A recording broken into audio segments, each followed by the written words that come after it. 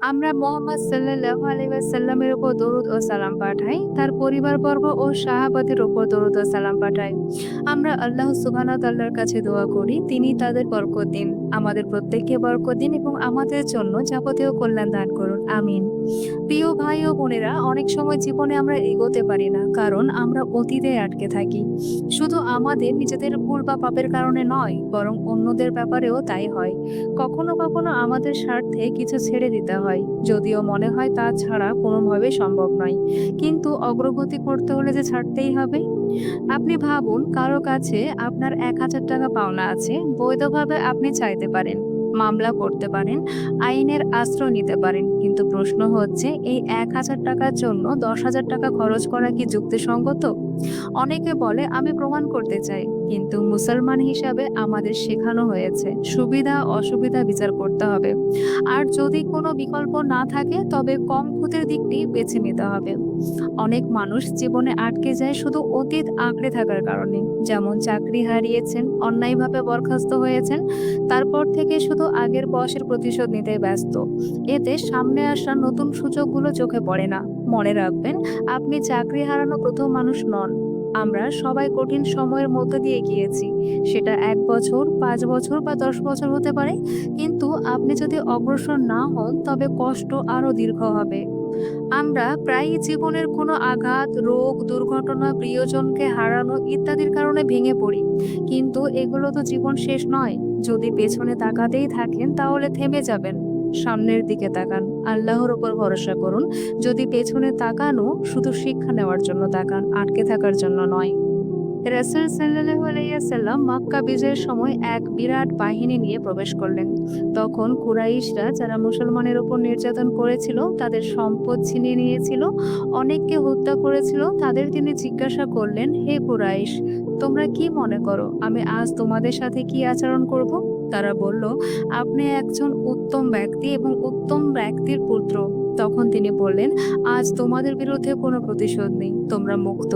তিনি যদি চাইতেন প্রতিশোধ নিতে পারতেন, কিন্তু তিনি বড় লক্ষ্য দেখেছিলেন, আগানো, অগ্রসর হওয়া, দাওয়াতের মাধ্যমে মানুষের ইসলামের পথে আনা। আর সত্যি তাই ঘটেছিল। আজ আমাদের অবস্থা ভিন্ন। আমরা মুসলমানরা নিজেরাই পরিবার ভেঙে ফেলি, সম্পর্ক ছিন্ন করি।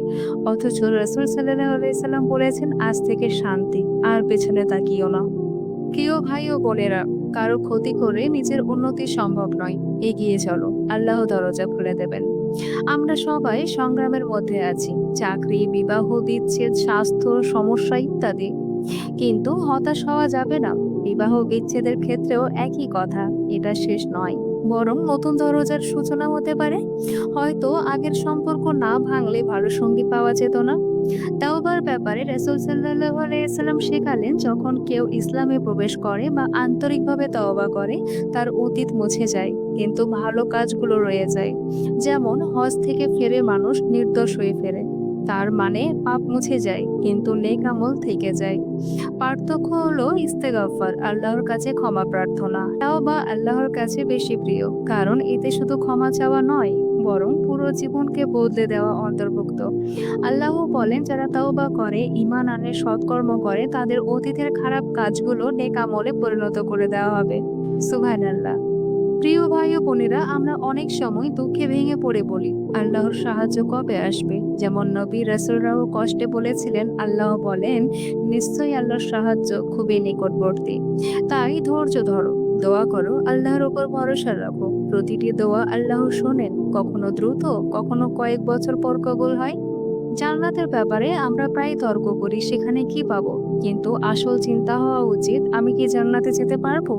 এমনকি সর্বশেষ ব্যক্তি হিসেবেও যদি জান্নাতে ঢুকতে পারি, তাতেও খুশি হওয়া উচিত, কারণ জান্নাতে গিয়ে যা চাইবো তাই পাবো।